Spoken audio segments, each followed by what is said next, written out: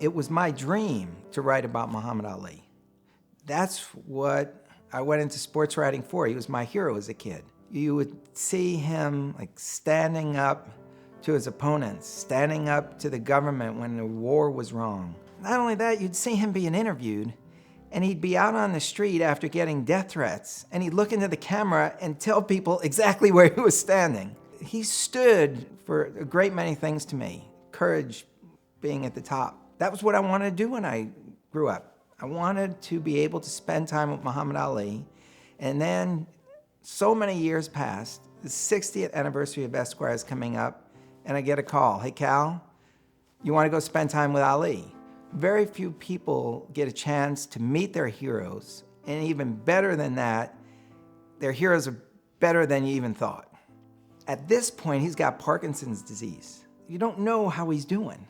And so I go in to meet him in his hotel, and he comes out to this sort of double doors, and I reach out with my hand, and he just opens his arms and embraces me.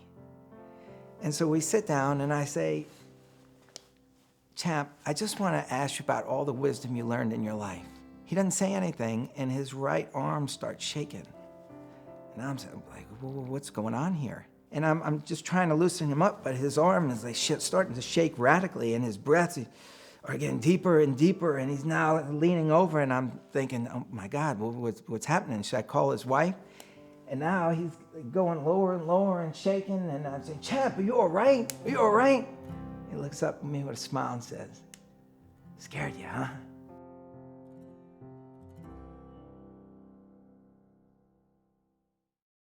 I once got in a ring with a world champion named Julio Cesar Chavez, and to do that, I learned to fight in the style of Ali's arch nemesis, Joe Frazier, which was this kind of bobbing and weaving and moving in and out. He had short arms, I had short arms, and throwing this left hook. The left hook was a one punch that Muhammad Ali was vulnerable to because it came from the side of his eyes. He used to stand in the middle of the street when he was a kid, and his brother used to throw rocks at him. And he would duck the rocks this way, that way, and that was the way he fought.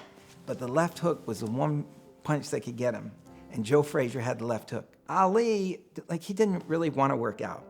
His wife said, Cal, why don't you take him to the gym? Just because he needs to work out. And when I asked Muhammad why he didn't really want to work out much anymore, he said, when were you born? And I said, 1956. And he said, I started boxing in 55. I'm tired. And so we've got these gloves on, and I go over to the bag, and I start bobbing and weaving, just like Joe Frazier. And then I throw this left hook right into the bag, and I could even sound like Joe Frazier. And Ali's eyes just open up, and he said, you good. And it wasn't that I was a good fighter. It was a great impersonation of Joe Frazier. And he stands up, and he starts jabbing. Left, right, left, jab, jab, jab. And I said, that's not gonna keep me off. And I go back to the bag, and I'm throwing left hooks, boom, who's down? And he pushes me out of the way, and he had this guy in his corner, Bundini Brown, who was kind of a cheerleader corner man. He'd be screaming, go to the well once more, champ. He really was at a point where he's throwing like 8 and 9 punch combinations. And I'm screaming like Bundini Brown, go to the well once more, champ. And I realized in that moment that I was able to lift my hero up for 1 second. He saw me as Joe Frazier, and he didn't want to work out, but he did go to the well once more. And a moment like that, it made my life worthwhile.